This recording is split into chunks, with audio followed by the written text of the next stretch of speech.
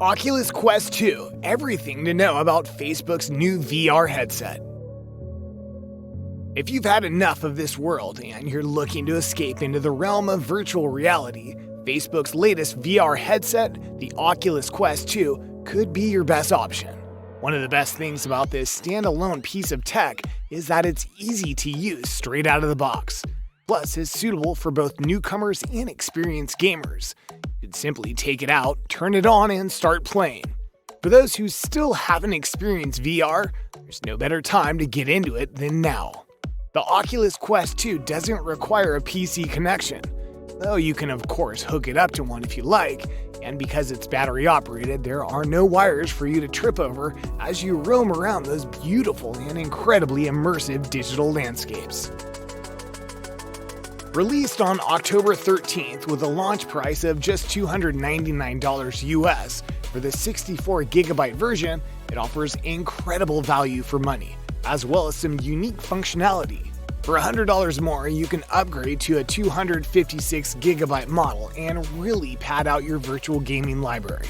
Of course, with its low cost compared to other headsets, and even compared to its predecessor, which cost $399 for the 64GB model at launch, you can't expect as good a quality as higher-end products like the Valve Index. So you'll have to make some concessions and accept that the Oculus Quest 2 is by no means perfect, but we'll get to its flaws later. First, let's look at its specifications and the changes that have been made to the original Oculus Quest, which was released back in March 2019. For starters, while the look and design of the headset is essentially the same apart from the color, the Oculus 2 is a little smaller and lighter than its older brother. It weighs 503 grams, or 17.7 ounces, and obviously, any weight that's shaved off is going to benefit your neck and lead to fewer trips to the chiropractor. Increased comfort also comes in the form of a fabric-based strap, as opposed to the former elastic one. In terms of performance, the Quest 2 has received a significant upgrade thanks to the inclusion of a speedier Qualcomm Snapdragon XR2 chipset. This allows for better resolutions and refresh rates. As you'd expect, the newer model has more RAM, 6GB compared to 4, and whereas the original Quest made use of 1440 by 1600 resolution OLED displays, the Quest 2 has a single LCD panel which displays 1832 by 1920 pixel resolution per eye.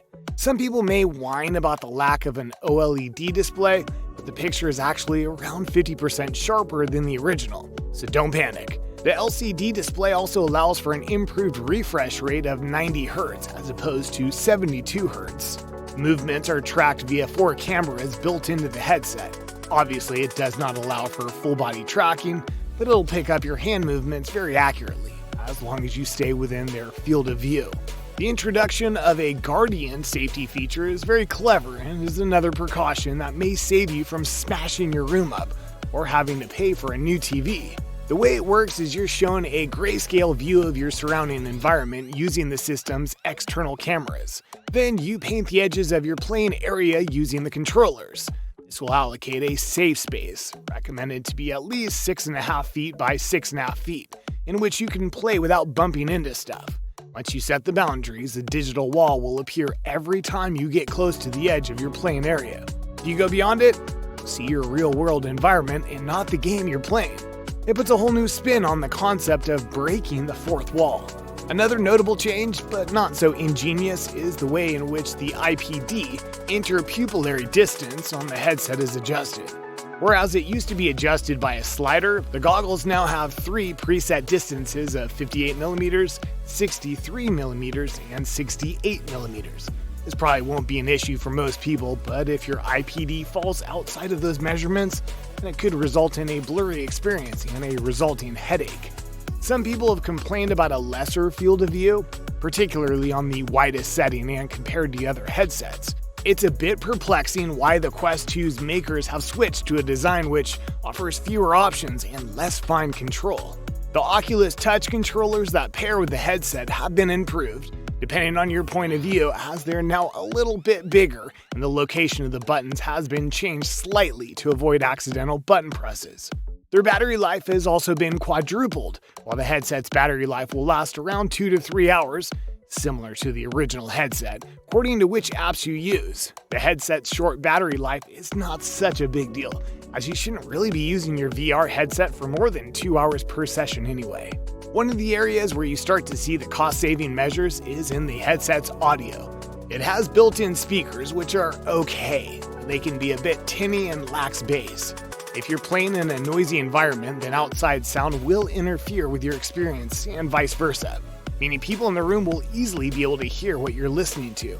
There is a 3.5mm jack though, so thankfully you can plug in some headphones and heighten the immersion. The headset also has a built-in microphone that performs well and is clear enough to direct your teammates to their doom in multiplayer games. Plus, you can use it to perform voice searches in various UI elements of apps that support the function. The speech recognition seems to understand me better than my father does. If you're literally big-headed or you find the default headset strap a bit uncomfortable, you may pay an extra $50 for the Elite strap. It's a much sturdier build with ring-like pads for the back of the head and a dial which can be adjusted to change the tightness. There's also a variant of the Elite strap that contains a battery pack. Logitech headphones with shorter cords designed specifically for use with VR headsets are being promoted by Oculus as certified for the Quest 2. A partnership between the two companies also means that Logitech's K830 keyboard can be used in VR as part of the Oculus's Infinite Office feature. It's likely that we'll see many more accessories within the Quest 2's lifespan. As for gameplay, there are hundreds of quality games and apps to choose from, meaning that there's something for everyone, and some are even available for free. You'll find a selection of shooters, puzzle games, fitness and meditation apps, and more. There's certainly enough to keep you entertained, although we can't guarantee they'll be comfortable after playing or watching certain titles for too long. Like we previously mentioned, you can also connect your headset to a PC and access games like Half-Life Alyx or Boneworks. Titles we're particularly fond of are Superhot VR, Moss, and Room VR, a Dark Matter. There are so many different experiences to be had through the aptly named Quest 2, and we're on a mission to see them all. VR games have certainly continued to improve, and it's only a matter of time before major releases transition regularly onto the platform. For now, we're still having lots of fun with Beat Saber, Phantom Covert Ops, Titans of Space VR, and several others. The Quest 2 also offers up a social experience, but with it comes a point of controversy. One of the major drawbacks of the Oculus Quest 2 that we haven't yet mentioned is that you have to use your Facebook account to access and use the headset.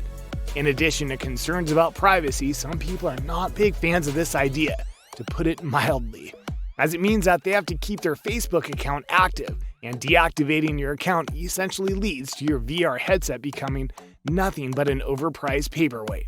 If you don't want your gaming experience to be tied to Facebook, then we're sorry, but you'll have to look somewhere else. This is a real shame. Aside from that, if you're looking for a relatively low-cost entry into VR, or if you want an easily accessible wireless VR gaming system, the Oculus Quest 2 is a surprisingly good headset that reaches far beyond its price point in some areas, but is limited and held back compared to other, more expensive options in others. Is Facebook's VR offering enough to tempt you in, or would you rather opt for a different headset? Let us know your thoughts in the comments. If you enjoyed this video, don't forget to leave a like and subscribe to the channel if you're new around here. Click the notification bell to stay up to date with our latest uploads, including more tech reviews and information videos like this one. As always, thanks for watching, and we'll see you again next time.